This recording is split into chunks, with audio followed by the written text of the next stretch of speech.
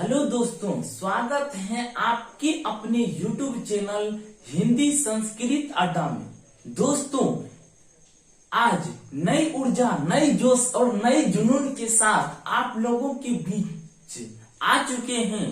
दोस्तों, कहना चाहूंगा कि मंजिल ने हौसलों से कहा कि तेरे बस की बात नहीं। दोस्तों, गौर कीजिएगा कि मंजिल ने हौसलों से कहा कि तेरे बस की बात नहीं।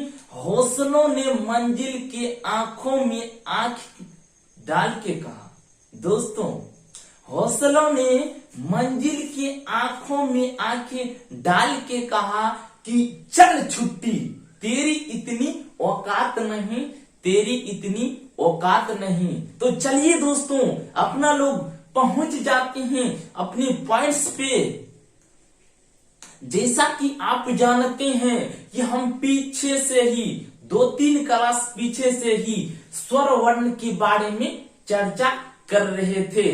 तो आज उन्हीं क्लास को आगे बढ़ाते हुए, यानी स्वर वर्ण के भाग बांटने की 3 तरीका को देख चुके थे। आज जो है वो है चौथा आधार। कौन सा आधार दोस्तों? चौथा आधार, जिसका नाम है जाति के आधार पर।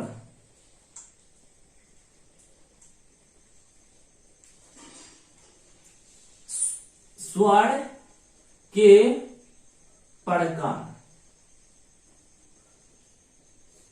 जाति के आधार पर स्वर वर्ण के प्रकार। तो जाति के आधार पर दोस्तों स्वर वर्ण 2 प्रकार के होते हैं।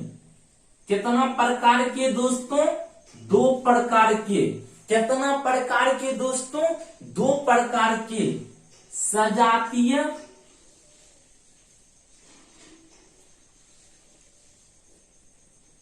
स्वर वर्ण, दूसरा जातीय स्वर वर्ण। दोस्तों, जाति के आधार पर स्वर वर्ण 2 प्रकार के होते हैं। पहला सजातीय स्वर वर्ण, दूसरा विजातीय स्वर वर्ण। इनसे पिछले वाले वीडियो में हम जीव की क्रियाशीलता के आधार पर स्वर वर्ण के बारे में पढ़े थे कि जीव के क्रियाशीलता के आधार पर स्वर वर्ण 3 प्रकार के होते हैं। दोस्तों, गौर कीजिएगा, जीव के क्रियाशीलता के आधार पर स्वर वर्ण 3 प्रकार के होते हैं। पहला अग्र स्वर, दूसरा मध्य स्वर, तीसरा पश्च स्वर। दोस्तों, ये था जीव की क्रियाशीलता के आधार पर स्वर वर्ण के प्रकार। पिछले वाले वीडियो को आप देखिए, उसके बाद इन वीडियो को देखिएगा। क्लियर है मेरे मित्र, मेरे दोस्त? तो आज हम लोगों का जो नया टॉपिक है, नई ऊर्जा और नई जोश जुनून के साथ आप सभी के बीच आ चुके हैं। क्लियर? तो जाति के आधार पर स्वर वर्ण के प्रकार। किसके आधार पे मेरे मित्र? जाति के आधार पर स्वर वर्ण के प्रकार। तो कितने प्रकार के होते हैं? 2 प्रकार के। पहला सजातीय स्वर वर्ण, दूसरा विजातीय स्वर वर्ण। कौन कौन?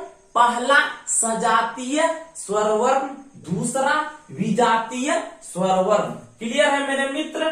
सजातीय का अर्थ होता है खुद की जाति। किसकी जाति?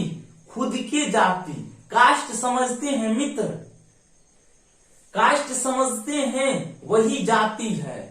यानी सजातीय कहने का तात्पर्य होता है खुद की जाति, यानी अपना ही जाति के जो वर्ण होते हैं उन सभी वर्णों को सजातीय स्वरवर्ण कहते हैं। क्या कहते हैं दोस्तों?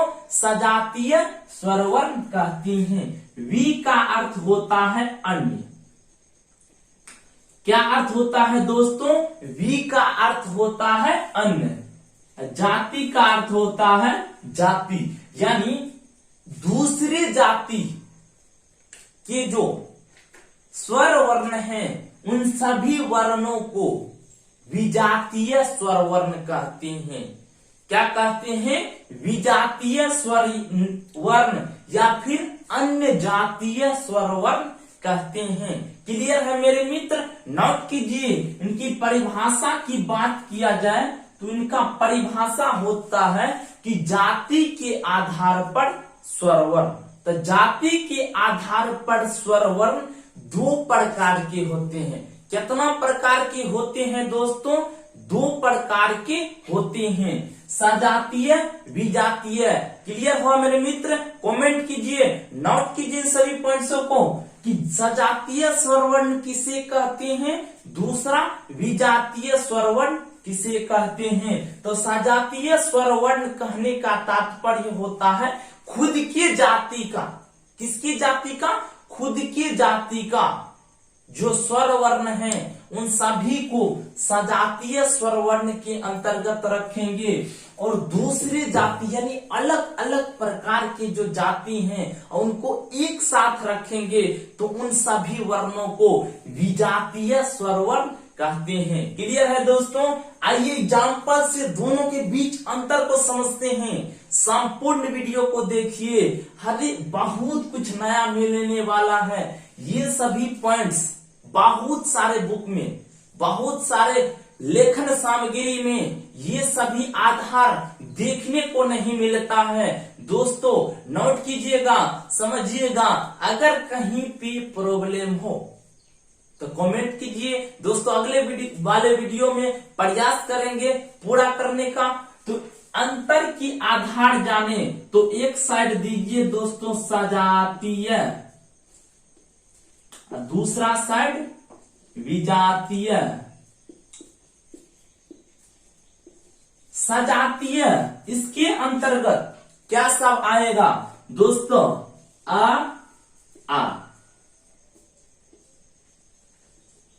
इसके अंतर्गत आएगा ह्रस्व ई, दीर्घ ई। क्लियर है मेरे मित्र?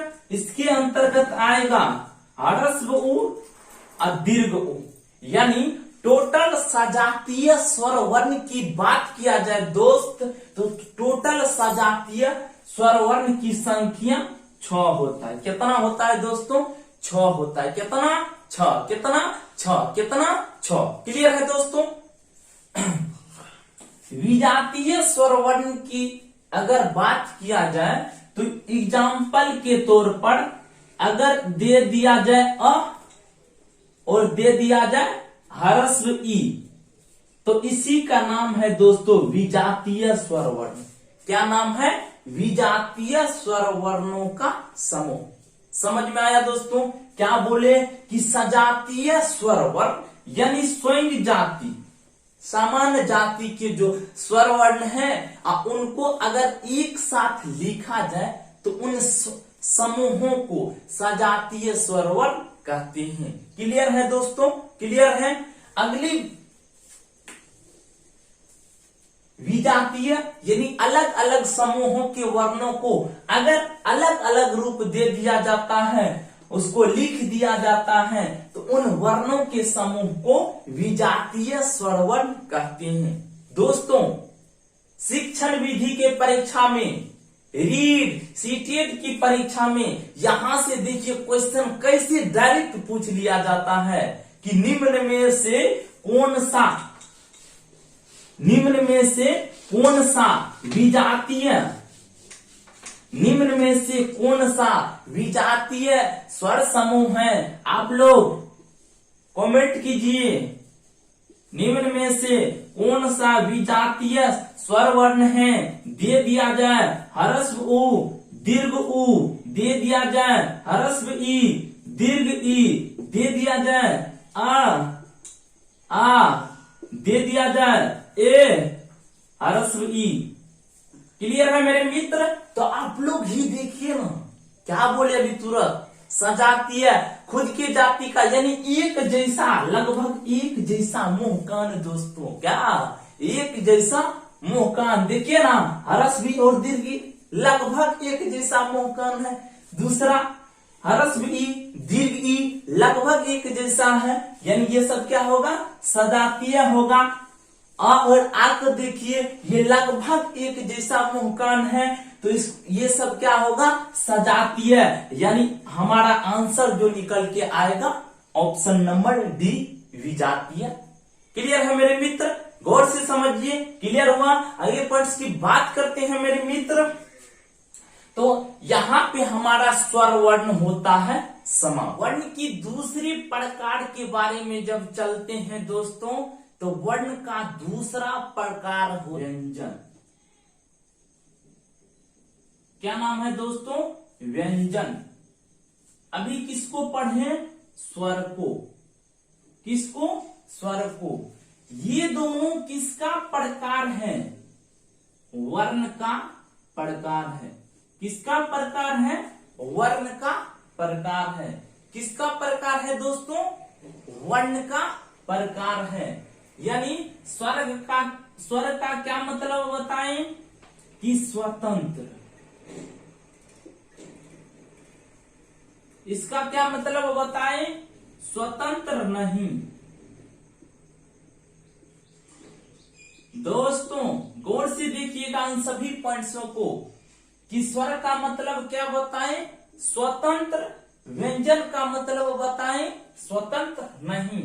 यानी जिन वर्णों का उच्चारण करते समय किसी अन्य वर्णों की सहायता न लेना पड़े, उसी को क्या बोलते हैं? स्वतंत्र। यानी स्वर वर्ण जिन वर्णों के उच्चारण करते समय यानी बोलते समय किसी अन्य वर्णों की सहायता लेनी पड़ी, तो उसे व्यंजन वर्ण कहते हैं। क्लियर है दोस्तों? तो हम लोगों का ये 11 यानी स्वर वर्ण की कुल संख्या 11, ये खत्म हो चुका है मित्र। आप अगर पहली बार इस वीडियो को देख रहे हैं तो इनसे पीछे वाली 8 क्लासों को देखिए। साहित्य से, भाषा से जुड़ी, स्वर वर्ण से जुड़ी बहुत सारे नए नए टॉपिक हम आप लोगों के बीच बता चुके हैं। आप उन वीडियो को देखिए, फिर आइए यहाँ तक। क्लियर है मित्र? तो आज का जो मेरा टॉपिक है वो एक नई अंदाज में, नई ऊर्जा के साथ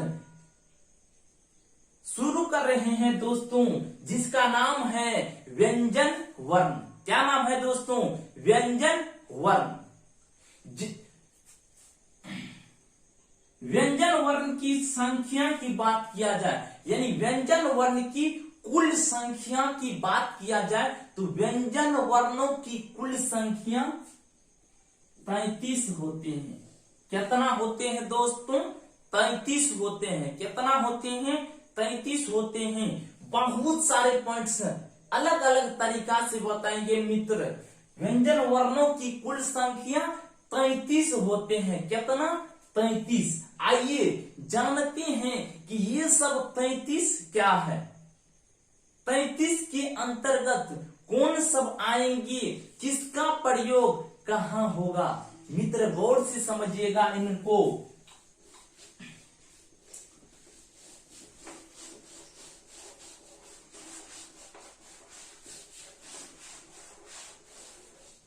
तैतीस के अंतर्गत पहला आएगा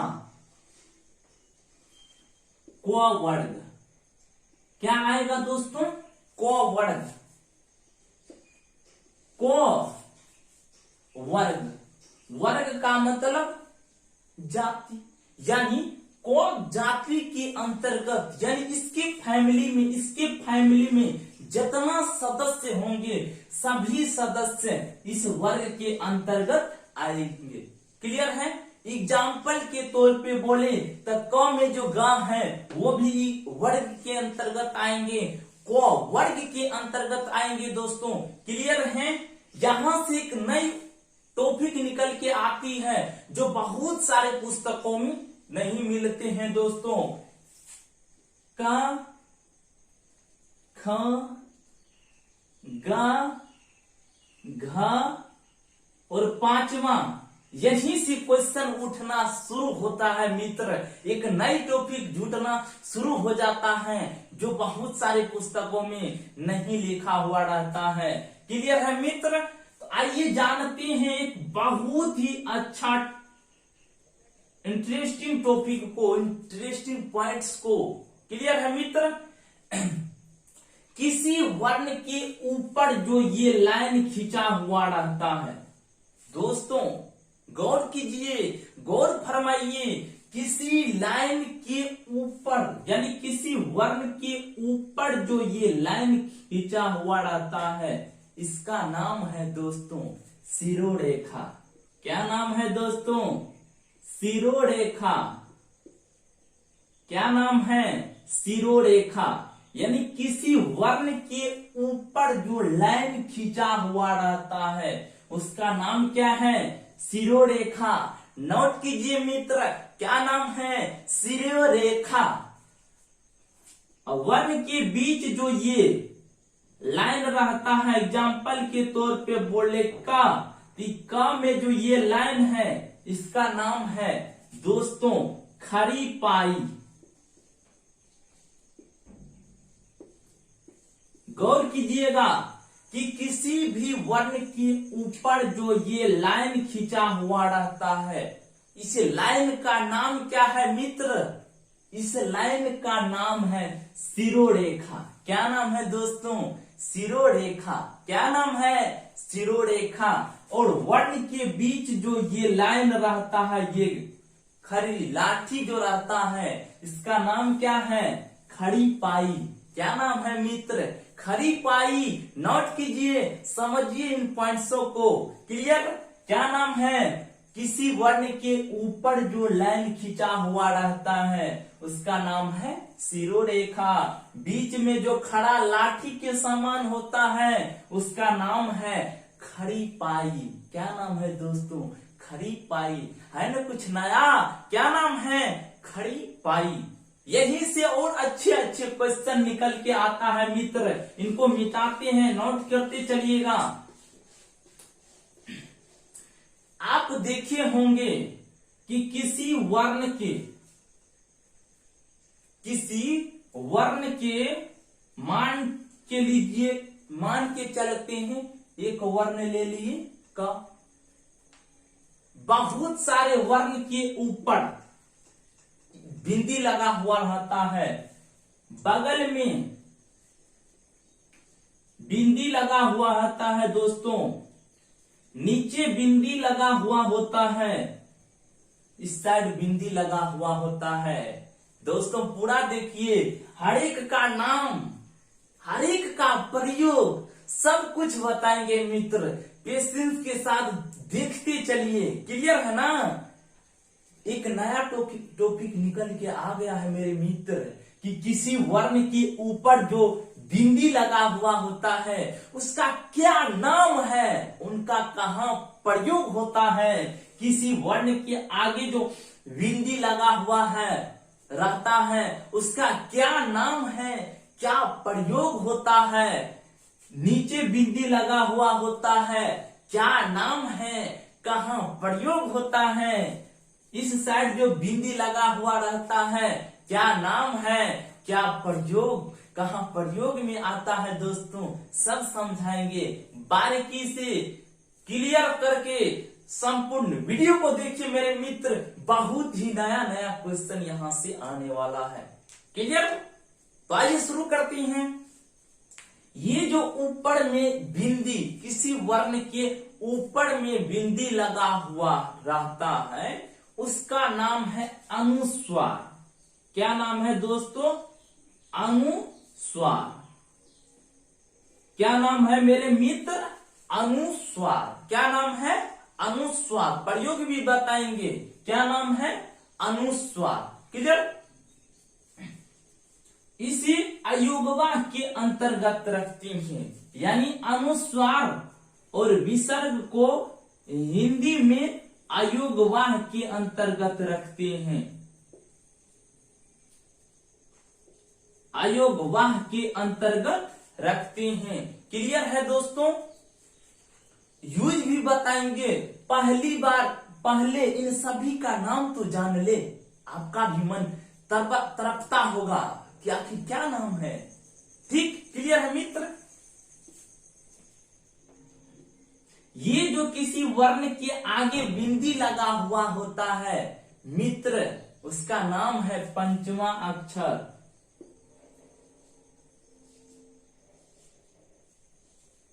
क्या नाम है दोस्तों? पंचमा अक्षर। क्या नाम है? पंचमा अक्षर। किसी वर्ण के नीचे जो बिंदी लगा हुआ रहता है, किसी वर्ण के नीचे जो बिंदी लगा हुआ रहता है, उसका नाम होता है मित्र तारंजात।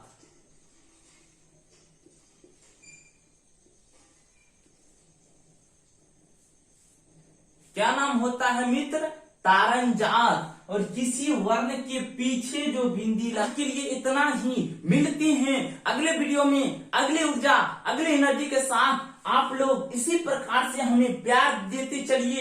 एक लाइक, एक सब्सक्राइब और शेयर तो बनता है मित्र। आप सभी के लिए दिन रात मेहनत करते हैं। मिलते हैं अगले वीडियो में। नमस्कार दोस्तों।